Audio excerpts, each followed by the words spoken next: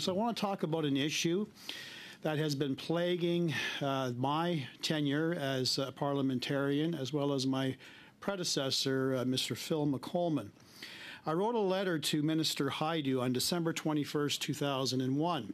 It read, "The Gaweni School is a federally funded elementary and secondary school located on Six Nations of the Grand River Territory. For the past 30 years, the school has provided instruction to its students in the Mohawk and Cayuga language in grade 8, at which time English is introduced.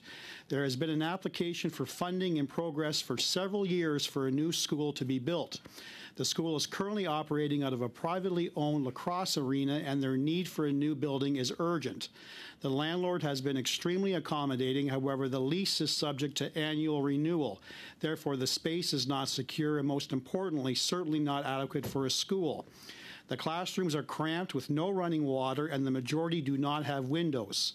The language instruction not only provides the students with an education, but also the foundation for their identity.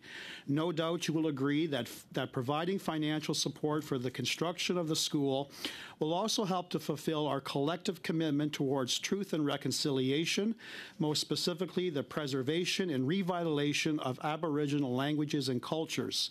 Minister, in short, the current facility is not acceptable and, more importantly, not safe for the students and staff.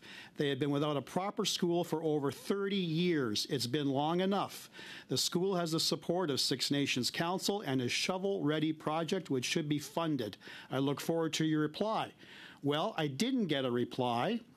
I had to follow up with Minister Hajdu on April 22nd, 2022, reminding her that my staff reached out to her office on March the 10th, 14th, and 28th with no response.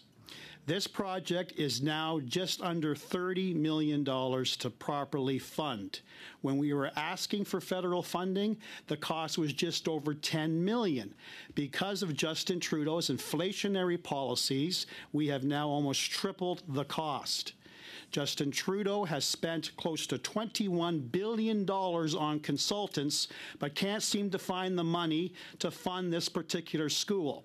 Today, I had the chair, Ruby Jacobs, crying to my constituency office saying, what does it take to finally get the Government of Canada to recognize the need to introduce this school, to have the funding there, to have the school learn in a proper environment?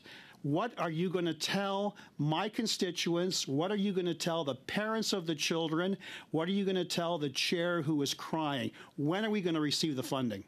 So thank you for the question, and I am aware of the situation, and I will certainly follow up with Not good enough. Colleagues in education. We've been waiting for 7 years for this government to write a check. That is not an appropriate answer. When are they going to receive funding?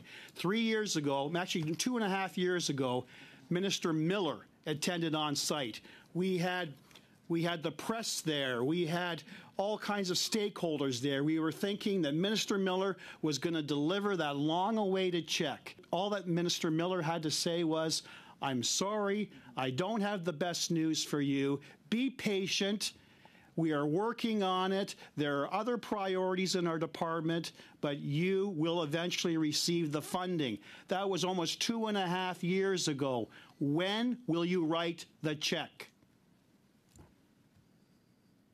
It's not my check to write, but I will follow up with the officials under whose program this fits. We do run schools at Six Nations. That is not the only school in at Six Nations. Why doesn't your minister, this is to Ms. Wilson, why doesn't your minister, Minister Hajdu, have the professional courtesy to respond to members of Parliament who are duly elected to represent a number of Indigenous nations? Why do I have to plead and beg for a response? This is shameful, it is disgusting, and I hope you relay the message directly to her, how disappointed I am in the way that she conducts her ministry.